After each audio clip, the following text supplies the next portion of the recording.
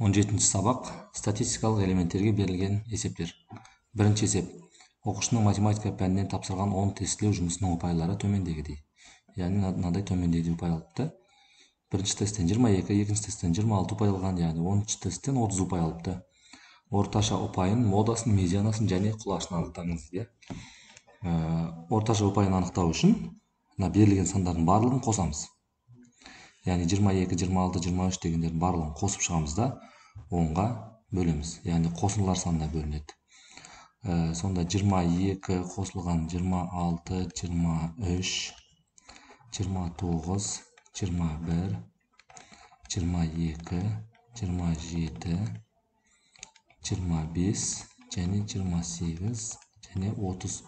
Осылардың барлығын қосып аламыз да 10-ға бөлеміз. Яғни қосылғыштар санына бөлеміз. Барлығын қосындысы 253. 253-ті 10-ға бөлетін болсаңыз 25,13. Демек орташа ұпайы 25,13 болған. Екінші модасын тап дейді. Яғни мода дегеніміз бұл бізде ішіндегі ең көп қайталанатын сан. Яғни 22 деген 1 рет, 22 деген 2 рет. Басқа сандардың барлығы бір-бірден. Олай болатын болса мода 22 тең. Медианасын. Медиана дегеніміз өсу ретімен жазылған сандардың дәл ортасындағы сан. Өсу ретімен жазып аламыз. Бірінші ең кішкентай 21-ден басталады. 22 бар. 22 тағы да 2 рет жазылған. 23 деген санымыз бар. 24 жоқ. 25, одан кейін 26, 27, 28, 29 және 30. Осылардың барлығы бар екен. Санап көрейік. 1, 2, 3, 4, 5, 6, 7, 8, 9, 10. Яғни барлық сан жазылды. Дәл ортасында тұрған сан. Тізбекте 10 сан болғандықтан бұның дәл ортасында 2 сан тұрады. Ол 25 және 26. 2 сан бар қойған жағдайда бұл екеуін қосып 2-ге бөлеміз. Яғни 25 пен 26-ны қосып 2-ге бөлетін болсаңыз, біздің медианамыз тең болады 25,5-ге тең болады екен. Себебі мына екеуінің дәл ортасында тұрған сан ол 25,5. Келесі құлашын табыңыз дейді. Яғни құлашын табу үшін ең үлкен мәннен ең кіші мәнді азайтып тастаймыз. Ең үлкен мәніміз бізде 30, ал ең кіші мәніміз ол 21. Демек 30-дан 21-ді алатын болсаңыз 9-ға тең болады. Яғни құлашымыз 9-ға тең. Екінші есеп. Нұргүлге 16 пәннен жылдық бағалар қойылды. Оның орташа ұпайы 4,25 болды. Орташа ұпайы 4,5 болуы үшін ол неше пәннен бағасын 1 ұпайға көтеруі керек дейді. Демек, оның барлық ұпайлар саны қанша болғаны бізге белгісіз, бірақ оны 16-ға бөліп еді, 4,25 шықты. Демек, осы жерде x тапқымыз келсе, 4,25-ті 16-ға көбейтеміз. Бұл екеуінің көбейтіндісі 68-ге тең болады. Енді ол не деп тұр? Орташа ұпайын 4,5 болуы үшін дейді. Демек, ол кездегі қайтадан былай жасайық. Тең 4,5 шығу керек.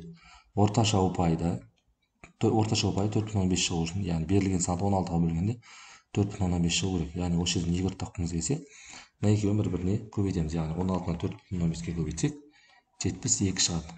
Демек, оның барлық мына жақтағы қосындысы 68 болса, мына жақта барлық қосынды қанша болу керек? 72 болу керек. Демек, 72 болғанда ғана оның ұпайы 4,5 болады. Сол себептен 72-ден 68-ді азайтып тастаймыз. Яғни 72 азайтылған 68 тең 4-ке. Демек, ол 4 пәннен ұпайларын бір-бірге көтеруі керек. Үшінші есеп. Сыныптағы 12 ұл баланың орташа бойының ұзындығы 1,54 метр. Егер ең аласа баланың бойы 1,21 метр болса, қалған 11 баланың орташа бойының биіктігі қанша деп сұраған екен. Демек, біз бұл не істейміз? Барлық балалардың бойының қосындысын қанша екенін білмеймін, бірақ осыны 12-ге бөліп еді, 1,54 шықты. Осы жерден x тауып алайық. X-ті тауып алуымыз үшін 1,54-ті көбейтеміз 12-ге. Сол кезде бізде 1,54 ол метр ғой, сол кезде шығады 18,48 шығады екен.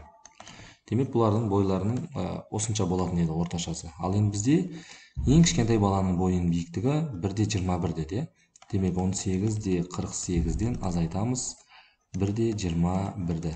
Сонда 18,48, 18,48 азайтылған 1,21. Нәтижесі 17,27 шығады екен. Демек, олардың ендігі қосындыларының мәні осыған тең. Енді барлық қосындыны жазып алайық. 17,27, яғни барлық қосынды. Осыны бөлеміз, бұл жолы 12-ге емес 11-ге бөлетін боламыз. 11 бала ғой себебі бізде енді. Демек, осыны бөлеміз 11-ге, бізде нәтижесі 1,57 шығады.